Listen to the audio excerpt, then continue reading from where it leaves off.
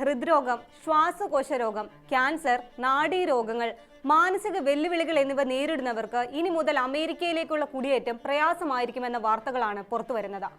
കുടിയേറ്റ വിസയ്ക്ക് അപേക്ഷിക്കുന്നവരിൽ ഇത്തരം അസുഖങ്ങൾ ഉള്ളവരുണ്ടെങ്കിൽ അവരുടെ അപേക്ഷകൾ നിരസിക്കാൻ ട്രംപ് ഭരണകൂടം ലോകമെമ്പാടുമുള്ള US കോൺസുലേറ്റുകൾക്ക് നിർദ്ദേശം നൽകിയിരിക്കുന്നു.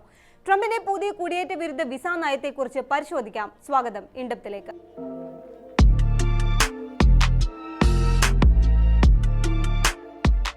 രണ്ടാം ഘട്ടത്തിൽ അമേരിക്കൻ പ്രസിഡന്റായി ട്രംപ് അധികാരത്തിലെത്തിയതിനു ശേഷം കുടിയേറ്റ വിസകൾ, H-1B വിസകൾ എന്നിവ സംബന്ധിച്ചെല്ലാം വലിയ നിയന്ത്രണങ്ങളാണ് ഏർപ്പെടുത്തിയിട്ടുള്ളത്.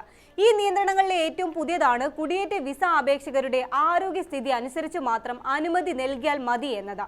ആരോഗ്യ പ്രശ്നങ്ങളുള്ളവരുടെ ചികിത്സാ ചെലവുകൾ സ്വയം വഹിക്കാൻ കഴിയുന്നവരാണെങ്കിൽ മാത്രം അവരുടെ അപേക്ഷകൾക്ക് അനുമതി നൽകിയാൽ മതിയെന്നാണ് ട്രംപ് ഭരണകൂടത്തിന്റെ പുതിയ നിർദ്ദേശം. ചികിത്സാ ചെലവുകൾ സ്വയം വഹിക്കാൻ ശേഷിയില്ലാത്തവരാണെങ്കിൽ അവരുടെ ചികിത്സ സ്റ്റേറ്റിന്റെ ബാധ്യതയായി മാറുമെന്നും അത് സാമ്പത്തിക നഷ്ടമുണ്ടാക്കുമെന്ന കാര്യമാണ് കോൺസുലേറ്റുകൾക്ക് നൽകിയ നിർദ്ദേശത്തിൽ പറയുന്നത്. രോഗാവസ്ഥയ്ക്കൊപ്പം അപേക്ഷകന്റെ പ്രായവും പരിഗണിച്ചായിരിക്കും ഇനി അമേരിക്കയിലേക്കുള്ള കുടിയേറ്റ വിസകൾ ലഭിക്കുക.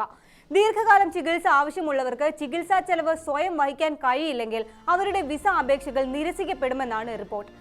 കുടിയേറ്റക്കാരുടെ ആരോഗ്യത്തിന് വേണ്ടി ചെലവഴിക്കാൻ പണമില്ലെന്നാണ് ട്രംപിന്റെ പക്ഷം. ഇതിന്റെ ഭാഗമായി അപേക്ഷകന്റെ പ്രായം, രോഗാവസ്ഥ, സാമ്പത്തിക അവസ്ഥ എന്നിവ പരിശോധിക്കാൻ വിസ ഓഫീസർമാർക്ക് നിർദ്ദേശവും നൽകിയിട്ടുണ്ട്. പുതിയ നിർദ്ദേശങ്ങൾ അനുസരിച്ച് പ്രമേഹം, ഹൃദ്രോഗം, ശ്വാസകോശ രോഗങ്ങൾ, വിവിധ ക്യാൻസറുകൾ, നാഡീരോഗങ്ങൾ, മനോരോഗം, അമിത ഭാരം എന്നിവയുള്ളവർക്ക് അമേരിക്കയിലേക്കുള്ള കുടിയേറ്റം ബുദ്ധിമുട്ടേറിയതായിരിക്കും. അപേക്ഷകന്റെ ആരോഗ്യ സാമ്പത്തിക സ്ഥിതിക്കൊപ്പം അപേക്ഷകന്റെ കുടുംബത്തിന്റെ അവസ്ഥയും പരിശോധിക്കണമെന്നാണ് ട്രംപ് ഭരണകൂടം നിർദ്ദേശം നൽകിയിരിക്കുന്നത്. ട്രംപിന്റെ ഈ പുതിയ പരിഷ്കാരത്തിനെതിരെ വിമർശനങ്ങളും ശക്തമാണ്. വിസ ഓഫീസർമാർക്ക് എങ്ങനെയാണ് അപേക്ഷകരുടെ ആരോഗ്യാവസ്ഥ പരിശോധിക്കാനാവുക എന്നാണ് ഇമിഗ്രേഷൻ രംഗത്തെ വിദഗ്ധർ ചോദിക്കുന്നത്. മെഡിക്കൽ പരിശീലനം ലഭിക്കാത്ത വിസ ഓഫീസർമാർക്ക് അപേക്ഷകരുടെ ആരോഗ്യസ്ഥിതിയും അവർ എത്ര കാലം ചികിത്സ ആവശ്യമുള്ളവരാണ് എന്നും തിരിച്ചറിയാനാകില്ലെന്നും ഇക്കാര്യങ്ങളിൽ വിസ ഓഫീസർമാർ തീരുമാനമെടുത്താൽ അത് കടുത്ത അനീതിക്ക് കാരണമാകുമെന്നുമാണ് വിമർശനം. മാത്രവുമല്ല, പ്രമേഹം പോലുള്ള ആഗോളതലത്തിൽ തന്നെ വ്യാപകമായ ഒരു അസുഖത്തിന്റെ പേരിൽ വിസ നിഷേധിച്ചാൽ അത് ലക്ഷക്കണക്കിന് മനുഷ്യരെ ബാധിക്കുമെന്നും വിദഗ്ധർ ചൂണ്ടിക്കാട്ടുന്നുണ്ട്. നേരത്തെയും അമേരിക്കയിലേക്കുള്ള കുടിയേറ്റത്തിന് ആഗ്രഹിക്കുന്നവരുടെ വിസ അപേക്ഷകളിൽ അവരുടെ ആരോഗ്യസ്ഥിതി സംബന്ധിച്ച പരിശോധനകൾ നടന്നിരുന്നു.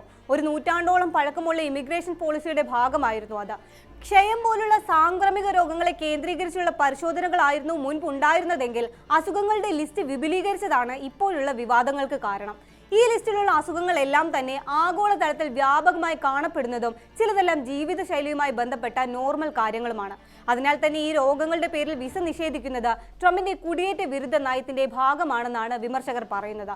നിലവിൽ വിസ അപേക്ഷകളിൽ രോഗാവസ്ഥയെക്കുറിച്ച് രേഖപ്പെടുത്തേണ്ടതില്ലാത്തതിനാൽ തന്നെ അപേക്ഷകരുടെ ആരോഗ്യം സംബന്ധിച്ച പരിശോധന എംബസികളിൽ ആര് നടത്തുമെന്ന ആശങ്കയും നിലനിൽക്കുന്നുണ്ട്.